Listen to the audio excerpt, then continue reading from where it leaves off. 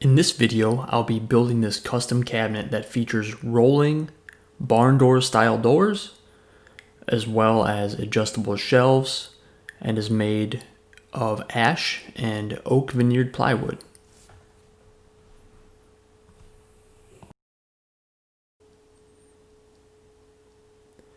As with all projects, this starting with rough cutting lumber down to length. The current boards here are for the face frame, and they are made from ash. The next step in the milling process is to straighten one edge before I cut the boards down to their rough width. Don't mind the flip-flops. As you can see, I changed into proper footwear. Here I'm cutting the boards to rough width on the bandsaw. And here's a quick flyby of all the material after being rough cut. And now it's time to continue the milling process by milling one face flat, one edge flat, and then sending the pieces through the planer to get the opposing face parallel.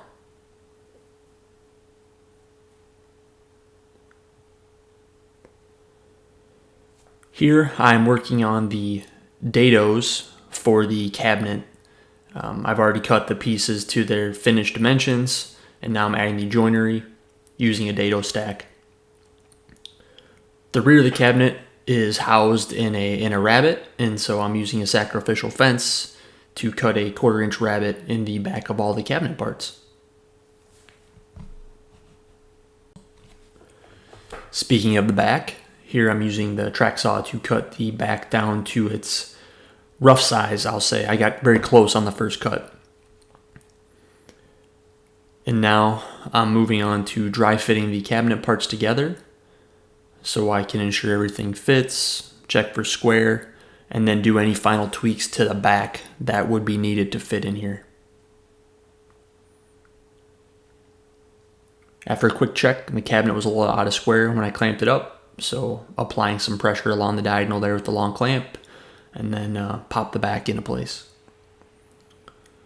And as I flip it up, now I can start taking dimensions for the face frame and to mock that up. After getting the sizes for the face frame figured out and ripping them to the appropriate width, cutting them to length, I then drill pocket screws and clamp and screw this together. And as you can see, the very top horizontal piece is very wide, and that's to accommodate the rolling barn door hardware.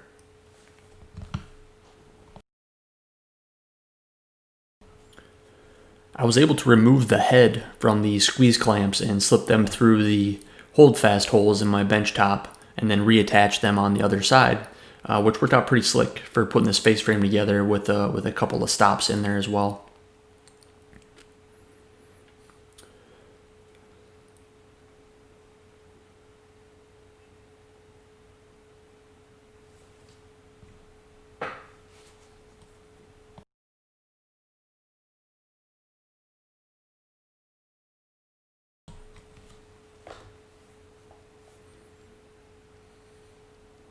A quick check on top of the cabinets let me know that I must have measured correctly pretty good, with a little bit of excess on the edges that I'll flush trim later in the process. Here I am resawing the ash panels that will make up the areas in the door, and then I glued those up. Here I'm ripping the base parts to width before I move on to cutting them to final length and then joinery. So the base is going to be mitered in the corners with a spline to reinforce it.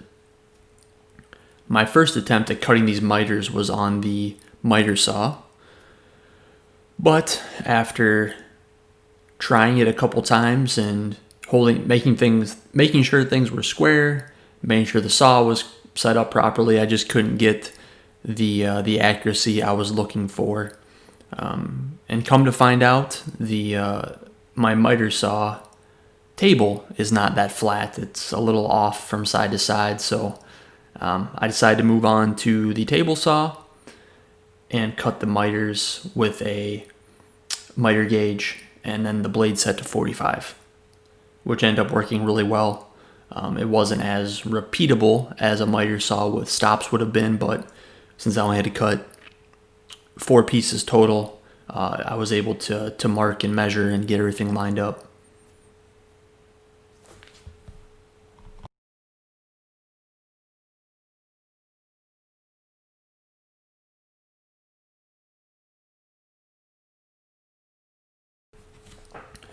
And here I'm moving on to cutting the, I guess it'd be the grooves or the dados where the splines will go into.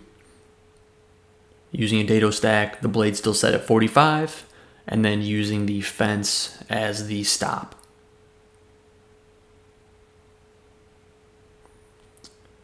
Switch out to a normal blade, go back to 90, and now I'm cutting the actual spline stock, which is 1/2-inch plywood.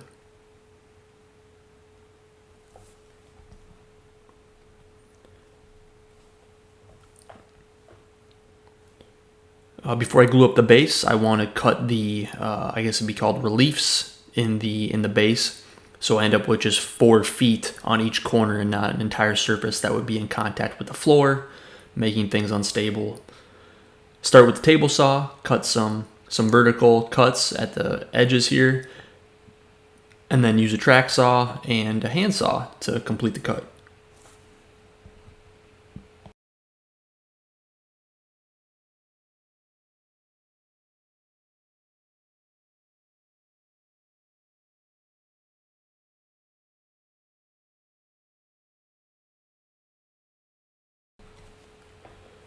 And now for the glue up of the base. After I did a little sanding and a little cleanup, it was time to glue it up.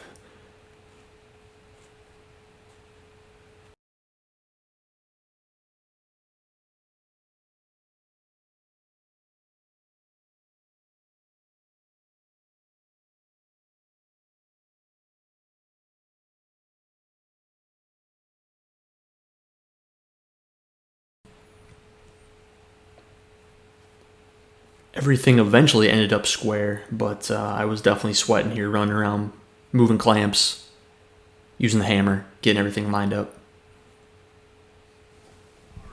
All right, just taking a quick pause on all the build action here, just to give a status update on where everything stands. What you see in front of me here is the base.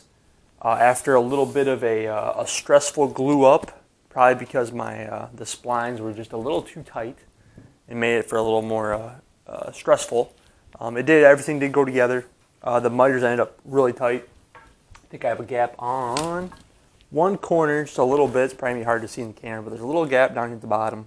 Of course, it's on the front, but I don't think really it's going to be too noticeable because it's near the ground. But yeah, the base is done. There's what you can see is there's a rabbet cut out on the front. And I have to continue that rabbet out to the very outer edges of the base, and that is for the face frame of the cabinet. When that sits in here, cabinet sits on top. It's going to sit inside that rabbet, just to give the front kind of a flush look. So yeah, gotta continue that rabbet cut out to the sides, and yeah, hopefully the base isn't too narrow or too wide. One thing to comment on, I guess, I would have liked to build the base after the cabinet and face frame were fully constructed and fully put together, but I'm having some struggles getting the finish I need for the cabinet, for the face frame, for everything. Honestly, it's taken a while to come in. All the stores are shut down. I have it, so I had to order it online. It's taking a while to come in. So I want to pre-finish the cabinet before I assemble it, just because it's hard to get in all the little corners, nooks, and crannies. So I had to do dry fits and measurements, and yeah, hopefully it all works out. Else I'll be rebuilding some things, which would suck. The other things you can see here, got some panels made up. I don't think I caught any footage of this, but these are the panels that were resawn and then edge glued together. These will be for the doors. So the doors are next up on the list to get constructed. I have all the lumber milled right beside the camera there. It all sat for 4 days, and then I milled it again last night. So it's ready to be cut to width and then cut to length. I will be joining it all with loose tenon joinery. So I'll be using a lot of my router to cut the mortises, and then I have a whole tub full of 1/4-inch tenons up there, tenon stock up there that I'll be using to joint together. Loose tenons is just easier for me when doing the angles where those triangles come together. It's kind of hard to get a integral tenon in there and get that all line up. I'm just not smart enough for it. So loose tenons are easier. I'm going to do that. And then after that, hopefully my finish is in by, it's supposed to come in Tuesday, so that's 4 days from now, 3 days from now. So by then everything should be fully built, sanded, and ready for finish. And then I will be able to finish it all and put it together, and hopefully everything lines up. Hopefully my measurements were good. That'd be nice. And then this stack here is for the top, so I have to do that as well. But that's pretty straightforward. Yeah, I think that's pretty much it for status update. Base frame's done. Panels for the doors are built, just need to be cut. There's the back for the cabinet. Stock for the door, or for the top. Base. There's all the cabinet parts there. Yeah, that's pretty much it. So I'm going to get back at it. Thanks.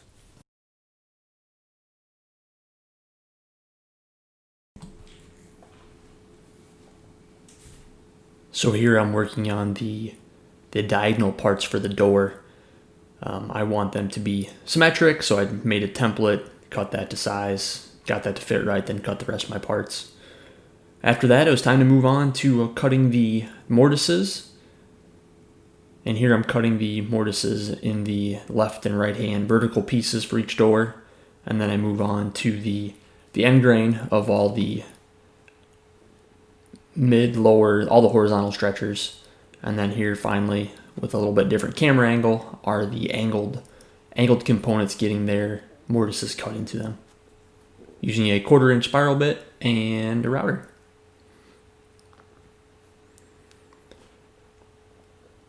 Moving on to the dry fit, which gave me some stress about the actual glue up, since it's hard to get everything put together and clamped right. But before I do that, I have to mark out and cut all the panels that will go in these individual triangles. So I used those resawn ash panels underneath the doors. I traced out all the openings, and now I'm using a ruler to offset all those lines by a 1/4-inch.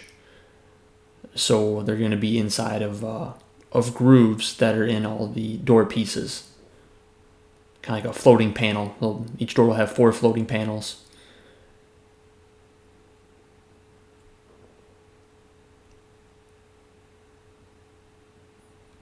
And you can see right there all the triangles cut out. Use the combination of track saw and miter saw to cut those. And now moving on to cutting the grooves in the door parts. I'm actually setting these down and lifting them up so they don't interfere with where the mortises are, just in case there's a slight difference in this router setup versus my mortising setup. I don't want to deteriorate or remove that material that would have otherwise been glued with the tenon, and I don't want to weaken that joint at all. Moving on to shelf pins, before I finish the cabinet, I had to make some spacers here to get the right starting point on the bottom of the cabinet side and the internal pieces of the cabinet. And so that's what I was doing before, was fitting up those spacers, making sure they're correct, and then using this handy Craig shelf pin guide to drill a bunch of 5mm shelf pins. Shelf pin holes, actually.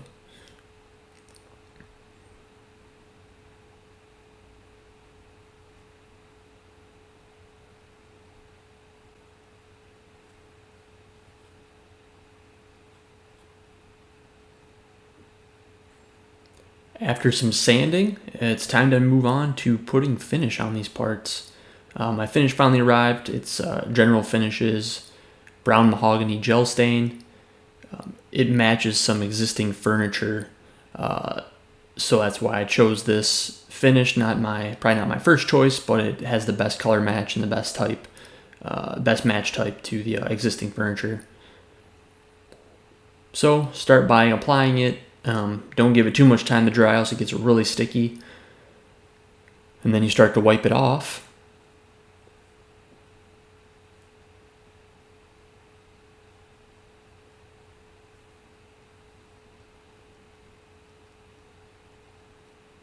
And here's where I realized I let that finish sit on those panels a little too long, and quite a bit of effort to wipe off the excess here. It gets pretty tacky.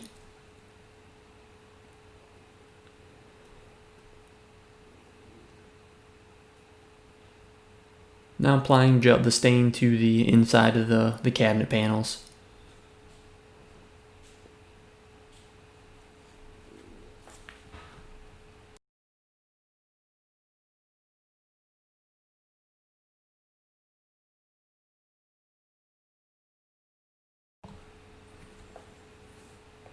For the cabinet pieces, I also polyurethane them before assembly, so any glue or squeeze out wouldn't be a problem.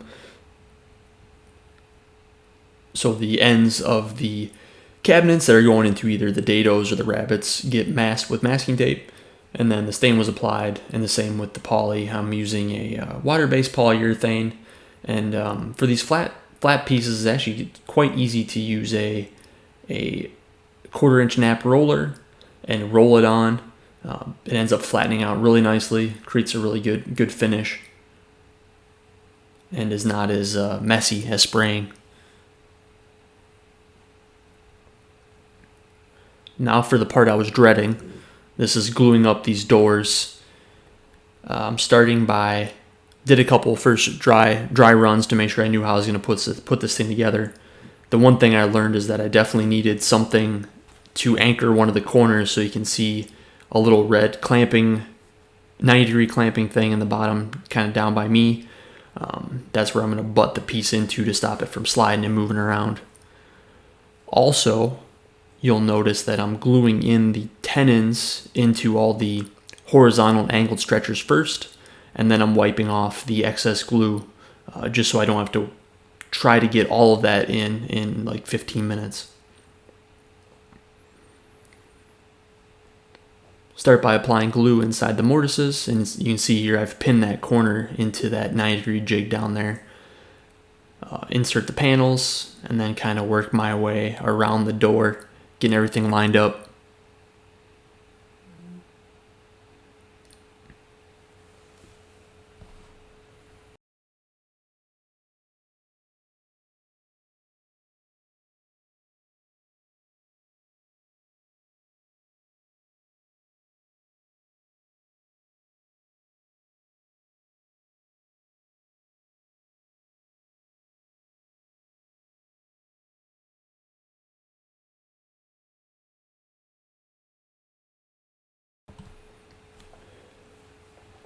I had a hard time getting the angled pieces to compress or clamp really well with the outer ones. I did my best here with the squeeze clamps and those Harbor Freight clamps there, but I think one of the doors had a small gap between those pieces just because they're hard to get good pressure. Moving on to sanding all the finished parts here, you can see the finished top I'm working on now after using the random orbital sander. That's hard to say. I move on to hand sanding with a block just to ease some of the edges, and then sand with the grain to get rid of any potential swirl marks, which unfortunately I had quite a few of them in a couple spots on the doors that my hand sanding didn't get rid of. After applying the stain and letting that dry for a couple days, time to move on to spraying polyurethane. Using water-based poly and my Fuji spray gun to spray 3 coats of polyurethane in total on everything, except for the cabinet parts, since those already got 3 coats of poly rolled onto them.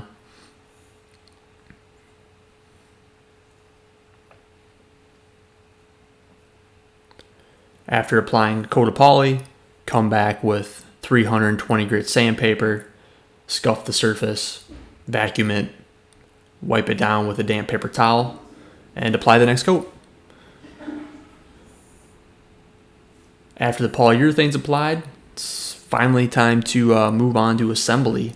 So here I am attaching the base to the bottom of the cabinet, first by zipping in a couple screws just to leave little indentations, and then I'll come back with the appropriate drill and drill bit and drill those holes in using a piece of blue tape as a depth stop on the drill bit.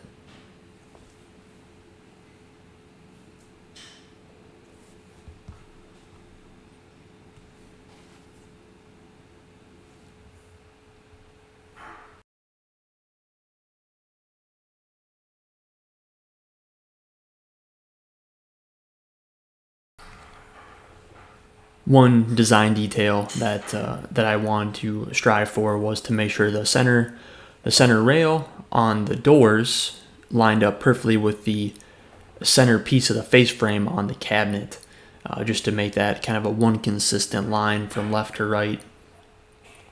And so it took me a while to figure out how big to make the doors, how much overlap, exactly where to put that center shelf, and to cut the dados in the cabinet. But it all still comes down to exactly where I put the bar that the doors roll on. That has to be in the right location for it all to line up. So here I'm drilling for the rollers in the door, but then actually I spent a fair amount of time that's really not caught on video here, double and triple and quadruple checking the location of this bar just for the proper alignment.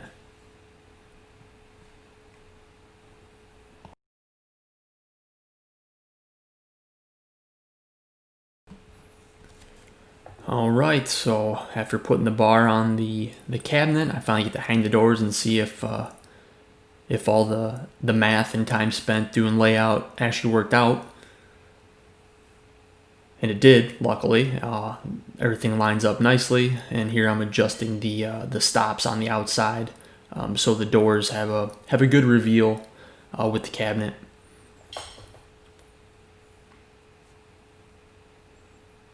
Next up is the top. The top of the cabinet has some slots cut into it, 6 slots that will be used to mount the top with just some Kreg 1.25" screws. That'll go through the cabinet and up into the top. Also, you can see here when I sprayed the face frame, I got some overspray inside the cabinet, so I'm taking some 1500 grit sandpaper and just knocking some of that overspray down so it's still nice and soft to the touch. After fastening the top and cleaning it up, here's what it looks like. I'm really happy with the way the cabinet turned out and how everything lined up, and really liking the grain on these doors. I think they make the whole piece really stand out.